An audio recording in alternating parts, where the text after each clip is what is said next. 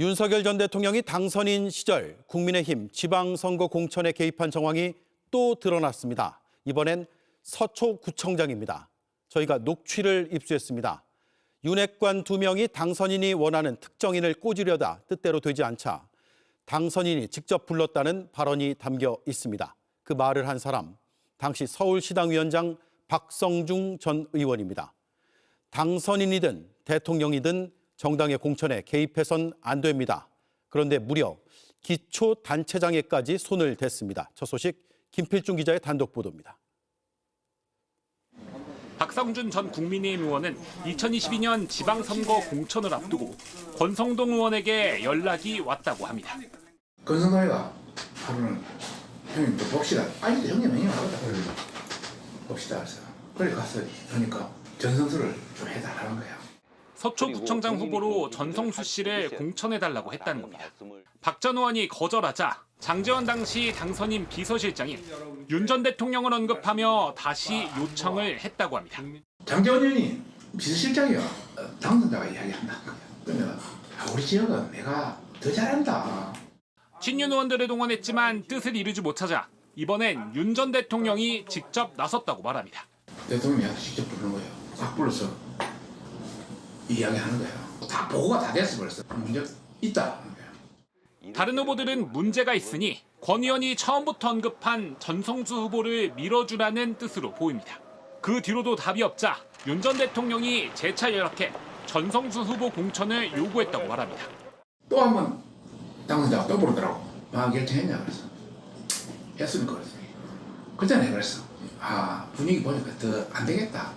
실제로 전성수 당시 예비후보는 서초구청장 후보로 단수 공천을 받았습니다. 이에 대해 당시 박성중 전 의원은 JTBC에 당시 인수위원으로 서울시 공천에 관여할 권한이 없었다며 녹취록에 대해선 사석 이야기 수준으로 실제 사실과 전혀 다르다고 밝혔습니다. JTBC 김필준입니다. 윤석열 전 대통령이 이렇게 밀었다는 전성수 서초구청장은 대선 캠프와 인수위원회에 몸담았던 인사입니다. 녹취 파일에는 여론조사에서 다른 후보에 밀린다. 하지만 대통령의 서울법대 후배 아닌가 이런 언급도 등장합니다. 이어서 정인아 기자입니다. 여자 하니까 X던 거예요. 인지도는 X등이 높은 거야. 따블. 그러고 내가 버티고 있는데요. 대통령이 직접 부르는 거예요. 구청장 전성수 주라고 내보고 그러는 거예요. 녹취 속 박성중 전 의원은 전성수 서초구청장 등 당시 후보들에 대한 내부 여론조사 결과를 언급합니다. 인지도에서 밀리는 전 구청장을 윤석열 전 대통령이 고집한 이유로 확연히 꼽히기도 합니다. 대통령 쪽에서는 설국대 우리 아이가. 윤석열 대선 캠프와 인수위에도 참여했던 전 구청장은 실제 선거 과정에서도 윤 전 대통령과의 인연을 강조했습니다. 바로 여기 서초에 우리 윤석열 대통령의 우리 주소지와 주민등록지가 있는 곳이고요. 그만큼 윤석열 정부의 성공을 제가 뒷받침하는 한 주춧돌이 되겠다.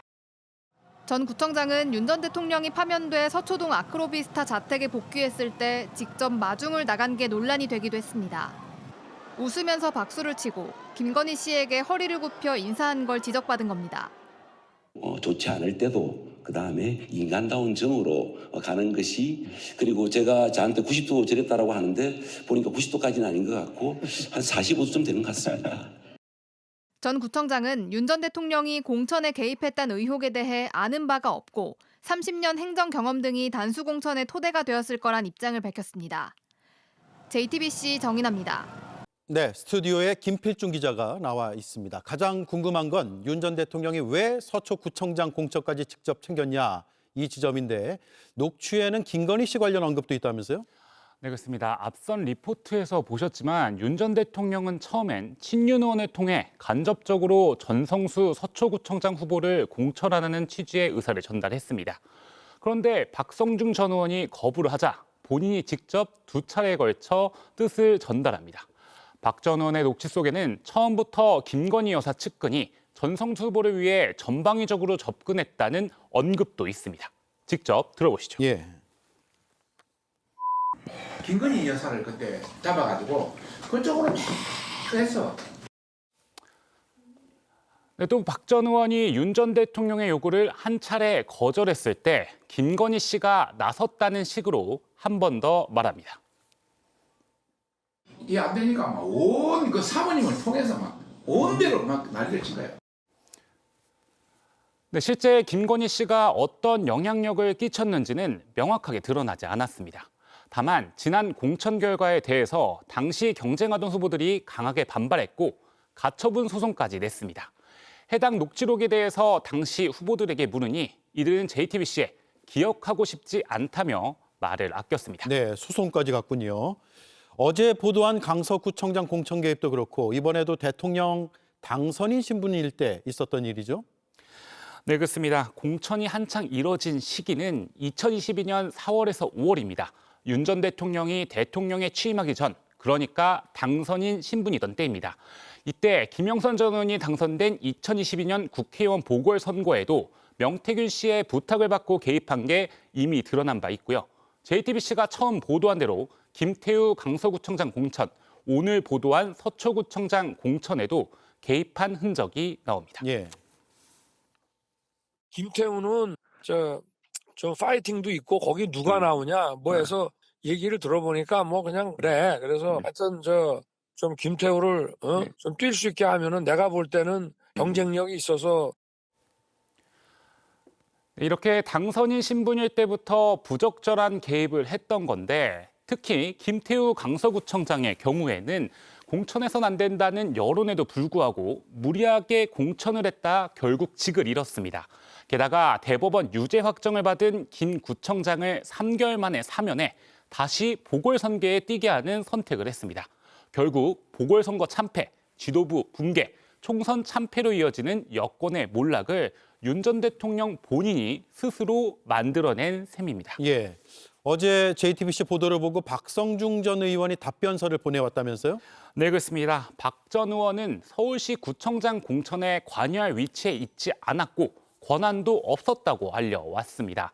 구체적으로는 서울시당 위원장이긴 했지만 인수위 간사를 맡아 이준석 당시 국민의힘 대표가 공관위에서 제외시켜 공천에 관여할 수 없었다고 설명을 했습니다. 이에 대해 이준석 개혁신당 대표는 JTBC에 구청장 공천은 시당위원장의 결재도 받아야 한다고 반박했습니다. 네, 여기까지 하죠. 잘 들었습니다. 김필준 기자였습니다.